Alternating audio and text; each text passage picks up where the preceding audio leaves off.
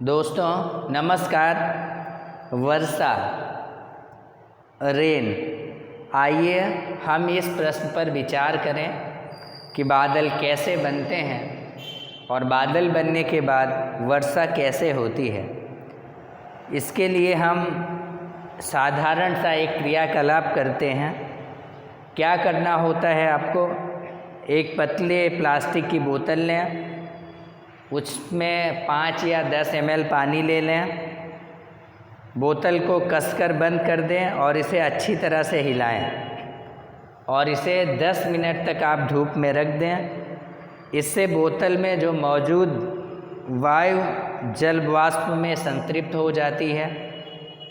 अब एक जली हुई अगरबत्ती लें, बोतल के ढक्कन को खोलें और अगरबत्ती के धुएं की कुछ मात्रा को बोतल के अंदर जाने दें। पुनः बोतल को कसकर बंद कर दें। बोतल को अपने हथेलियों के बीच में रखकर जितना जोर हो सके उतने जोर से दबाएं। आप कुछ समय तक प्रतीक्षा करें और बोतल को छोड़ दें। एक बार पुनः बोतल को आप जितना जोर से हो सके, संभव हो जितना जोर से आप दबा सकते हैं उसे फिर से दबाइए। और अब हम कुछ प्रश्न उठते हैं जिनके आपके उत्तर देने हैं। पहला, आपने कब देखा कि बोतल के अंदर स्थित हवा कुहरे की भांति हो जाती है। दूसरा प्रश्न, यह कुहासा कब समाप्त होता है। तीसरा, बोतल के अंदर दाब कब अधिक होता है। चौथा, कुहासा दिखाई देने की स्थिति में बोतल के अंदर का दाब कम है या अधिक है। इस प्रयोग के लिए बोतल के भीतर धुएं की आवश्यकता है, अगर है तो क्यों है। क्या होगा जब आप इस प्रयोग को बिना अगरबत्ती के धुएं के करेंगे। अब ऐसा प्रयत्न करें और देखें कि क्या जो परिकल्पना आपको बताई गई, जो प्रयोग आपको बताया गया, वो सही था या गलत। बहुत छोटे स्तर पर आप इस प्रयोग को दोहरा सकते हैं। जब जल वाष्प में भरी हुई वायु उच्च दाब वाले क्षेत्र से कम दाब वाले क्षेत्र या इसके विपरीत में प्रवाहित होती है तो ऐसा होता है। वर्षा कैसे होती है, प्रयोग के बाद अब हम देखेंगे। दिन के समय जब जलीय भाग गर्म हो जाते हैं, हम जानते हैं कि पृथ्वी का बहुत सारा हिस्सा पानी से घिरा हुआ है, तो दिन के समय में जो जलीय भाग हैं जब वो गर्म हो जाते हैं तब बहुत बड़ी मात्रा में जल वाष्प बन जाती है और यह वाष्प वायु में प्रवाहित हो जाती है।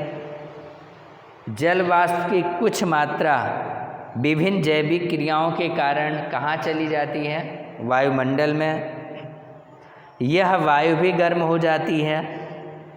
गर्म वायु अपने साथ जल वाष्प को लेकर ऊपर की ओर उठती है। जैसे वायु ऊपर की ओर उठती है यह फैलती है और ठंडी हो जाती है। ठंडा होने के कारण हवा में उपस्थित जल वाष्प छोटी छोटी जल की बूंदों के रूप में संघनित हो जाते हैं। जल का यह संघनन सहज होता है। क्यों? क्योंकि यदि कुछ कण नाभिक की तरह कार्य करके अपने चारों ओर बूंदों को जमा होने देते हैं। सामान्यतः वायु में उपस्थित धूल के कण तथा दूसरे निलंबित कण नाभिक के रूप में कार्य करने लगते हैं, जिसके कारण बूंदें एक के आसपास जमा होने लगती हैं।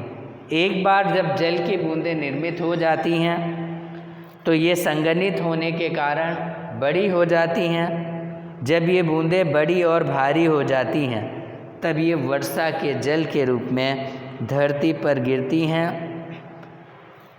कभी कभी जब वायु का तापमान काफ़ी कम हो जाता है तब ये हिमवृष्टि अथवा ओले के रूप में अवक्षेपित होती हैं।